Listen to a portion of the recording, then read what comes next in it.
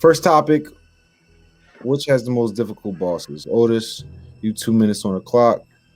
Demon Souls definitely has the more difficult bosses here, just because a lot of the bosses that they have in those games are the blueprint for many future games going forward. The game opens up with a major boss fight versus something that they don't even teach you how to beat. One of the hardest bosses in the game, but he has an attack where he literally grabs you and drops your level. Like you drop by a level from one of his attacks, and it's permanent. There's another boss called the Storm King, which is a giant flying manta ray.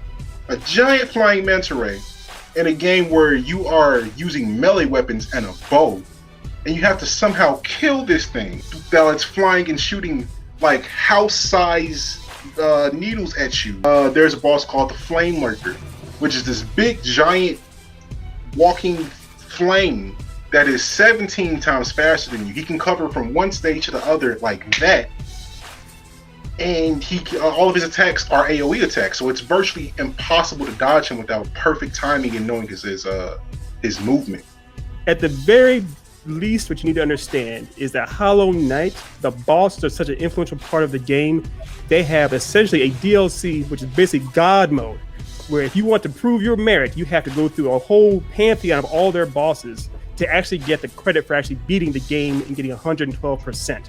That's how influential and important these bosses are. Hollow Knight took everything that Demon Souls did and made it that much better. These bosses are on a two-dimensional level, but you have to have nuance and skills with each and every one. You're a small, itty-bitty little dude, maybe 2 inches tall, taking on all kinds of guys that are much bigger and taller than you at once on one small screen. You also have options like pits with spikes and everything else in there. So a boss fight isn't just a fight against one opponent. It's a fight against a level. It's a fight against multiple opponents, and they're cheap. They are a cheap bastard. There's one boss or one set of bosses with the two praying mantises, and while you're fighting against them, and they are moving in perfect unison, like the twins from G.I. Joe, there's spikes that are set up to destroy you if you touch them once. There's another boss that's pretty much a angel of light, that if any of her rays of energy hit you, you're done. By the way, this boss is going up into the heavens as you have to keep going up. You're doing platforming while fighting this angel of death. So it's not just the boss themselves. This game said, well, how can we make this harder? How can we make this even worse for them? Let's make the level a part of the boss that you're fighting. You got any witty retorts? 2D versus 3D, having to worry about things coming from behind you, above you, below you, having to worry about the environment. That's also pretty freaking difficult too. He mentioned before that the bosses in Demon Souls are the basis for how so many other bosses that came after them were made so great. He's right. These bosses in Demon Souls weren't the pinnacle of FromSoft games. These were basic bare-bone templates. These were basic bare-bone ham sandwiches with nothing on top.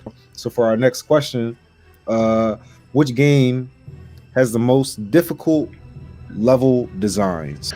Demon Souls clearly has the most difficult level designs because it's literally designed to kill you. They have hidden pitfalls. They have ground that falls from under you. They have swamps full of poison with creatures living in it that will grab you and pull you down into that fucking poison so you can't go anywhere. And all the while you're doing that, there's still people shooting at you from hidden places. This is a whole nother level of spite towards the user. Like, this game is literally made to infuriate you as much as physically possible. There are boss fights where you're on narrow passageways where you have to make sure you don't fall off the side, and there are hidden enemies shooting at you. If you don't go around the level and discover everything before time, they will kill you while you're fighting the boss. Hollow Knight, a big part of the appeal of that game is the psychological damage it does to you. That game is a dark, macabre atmosphere from square one. There's a place called the Deep Nest. The Deep Nest comes in about maybe halfway through the game or so, where the game says all the things you love and things you cherish, the things that make you feel safe about playing this game that's designed by demons itself. Well, now we're gonna flip them all up on their head. You're designed to think that benches are your friend. You can sit down on a bench like a save point, like Otis mentioned, and actually save your game and actually refill all your health and all your charms and all kind of stuff, all your magic level. Nope. In this game, in this area, in Deep Nest, if you sit down on this bench, which has been established to be your friend, if you sit down on this bench in Deep Nest, not only do you not get stuff given to you, cobwebs come up around you, and the guys around you attack you. And on top of that, there are pits. The game is very claustrophobic. It does not want you to see too much light ever. And there are times when you'll be walking around and all of a sudden the game just drops out from underneath you and there's spikes below. And if you're not paying attention, if you're not really on top of things, you will die. There are also times we have to jump back and forth on walls to get from point A to point B. And the walls have buzzsaws coming up through them. For our third and final question. Which game presents the biggest mental challenge and why? The mental strain that Demon Souls puts on you is absurd. The game starts off with putting you in a situation where even if you do get past the things that you can get past, it forces you to die. You have to die to start the game. That's already mental anguish right there. There's a place within the central hub of the game that you can go up to, and it shows you the amount of deaths players have had. In the first week of that game being out, there were already over 1 million deaths in that game. 1 million deaths in a week. There is nothing handed to you in this game, not even the controls. Like, you have to go around and find the things that tell you how to play the actual game. In the game of Demon Souls, no matter what, on your worst day, you can have a friend. Someone can join you and play with you. In the game of Hollow Knight, you cannot have someone come into your game and help you out. You do not have an assistant. You do not have any aid. And you are itty bitty. The game never makes it so that the camera looks favorable on you. You are always the smallest thing on the screen, period.